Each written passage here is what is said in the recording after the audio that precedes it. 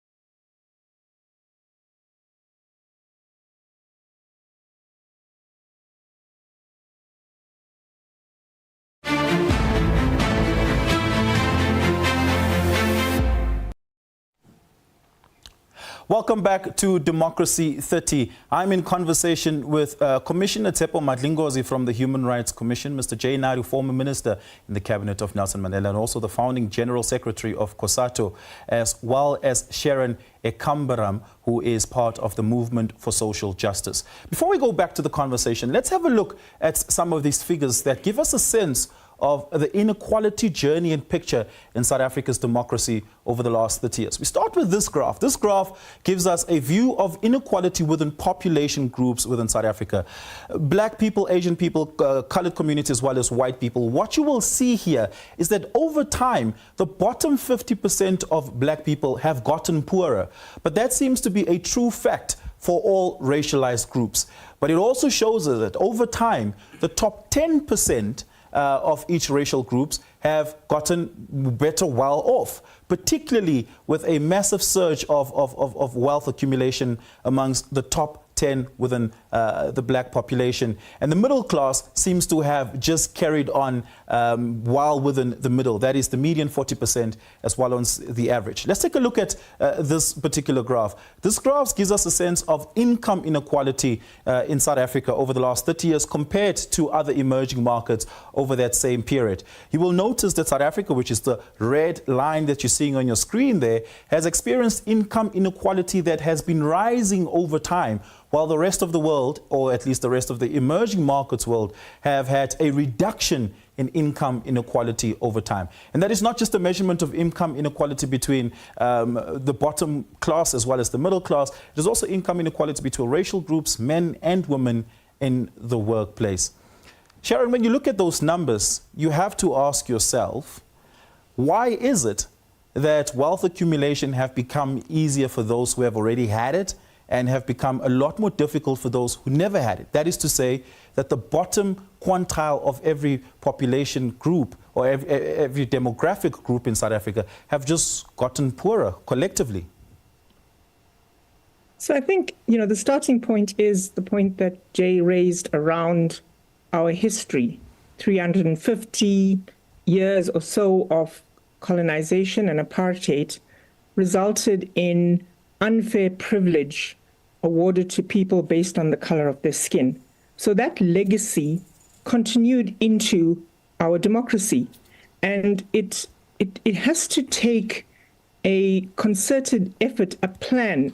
And maybe Jay's right, we had the Reconstruction and Development Program, and unfortunately there was no social movement to take that forward and hold the state to account for such a plan if it was indeed in the traditions of the Freedom Charter, because we know how the Freedom Charter came about through struggle. It wasn't given to us on a plate.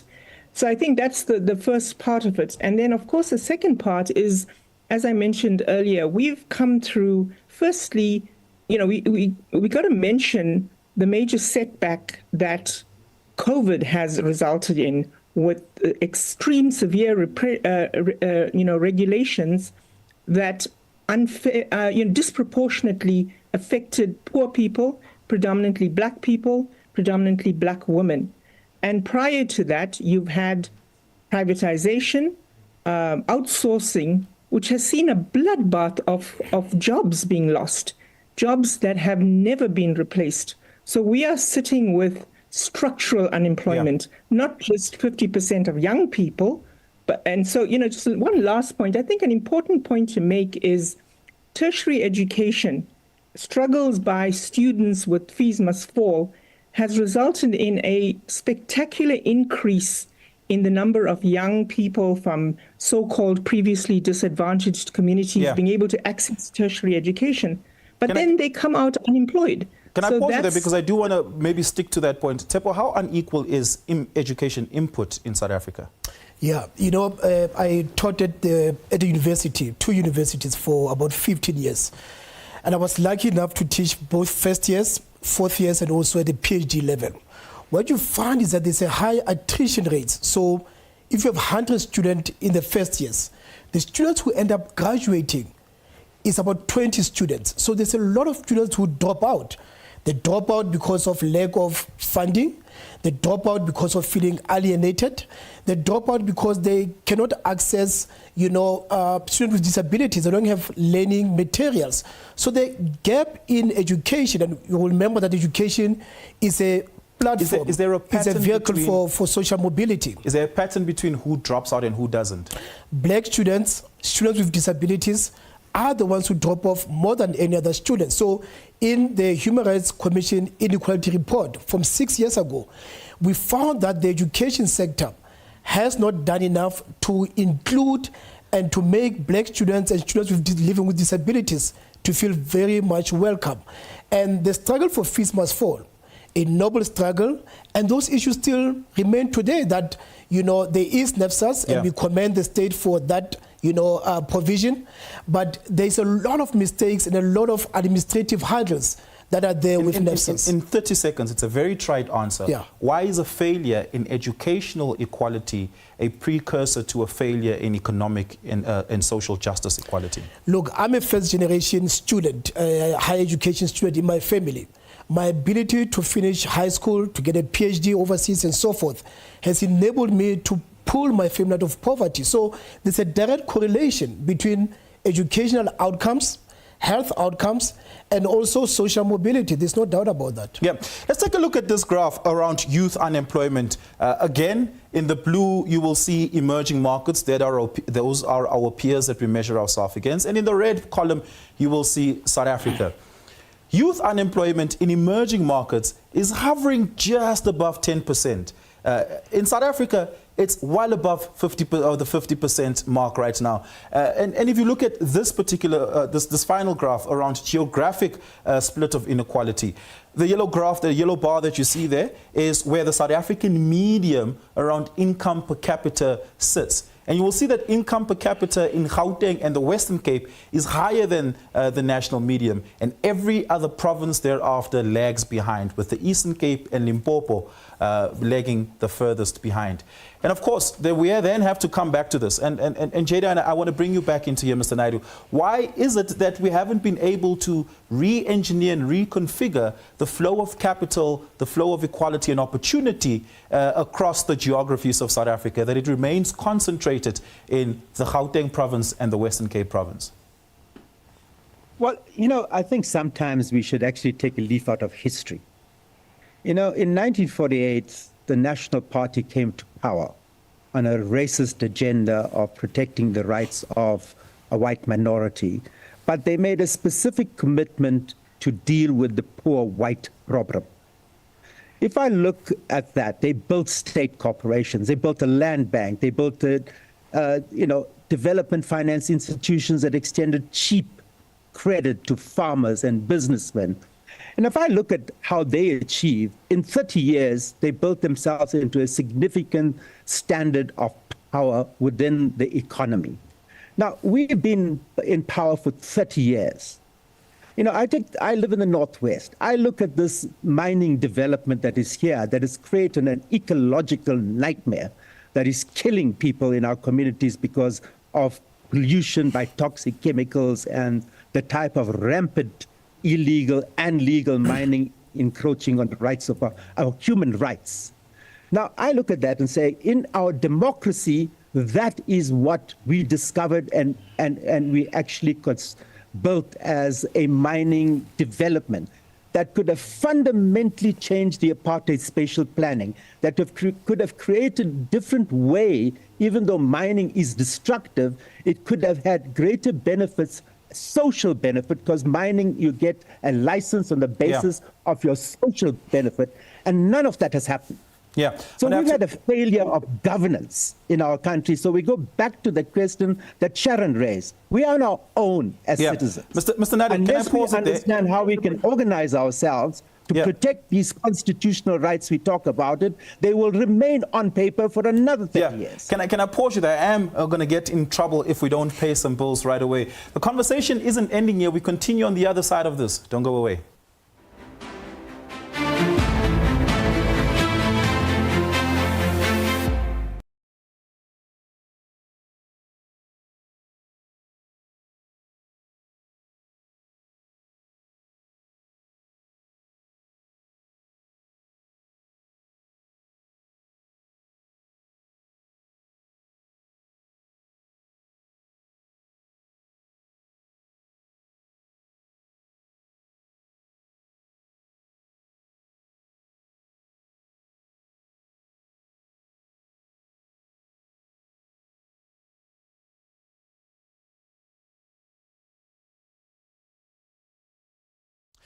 As we wrap up our discussion here on Democracy 30, given the past 30 years, what has been achieved and how can we make sure that we get the trajectory right going forward? Or should things remain the same? Tsepo, I want to start with you. In exactly a minute, we are pressed for time, so in exactly 1 minute, where is it that we're not getting the constitutional progressivism correctly? Have we not amended Section 25 of the Constitution fast enough? Have we not amended certain parts of the Constitution that secures material well-being fast enough? Where are we lagging behind? Well, firstly is some of our macroeconomic policies that we have adopted. There's no doubt they undercut constitutional promises, this neoliberal austere policies. Number two, a failure of governance. We've got good policies, but there's no monitoring, there's no inspection, and so forth. Number three, we have not done enough in terms of horizontal application of the Constitution, in a sense of holding corporates accountable for redistribution, for transformation. And then lastly, corruption, maladministration takes away money that could be put into socio-economic resources. So those four things, if we do them right, we will see a fundamental change. Of course, active citizenry is also an issue. We need a citizenry that is active, that also holds the state accountable. Yeah, we're going to have to leave it there. Tsepo, thank you so much for your contribution and your inputs. Of course, this is not an exhaustive point of the conversation. The thing about inequality is that there are various facets of inequality, and this is merely but the introduction to that conversation. Here on Democracy 30, over the next couple of weeks and months, we will explore various other aspects of inequality. I do want to thank my guests this evening, Commissioner Tsepo Matlingozi, as well as former Minister Jay Naidu and activist from the Movement for Social Justice, Sharon Ikambaram. My name is Oliver Dixon. It's good night for now. Cheers.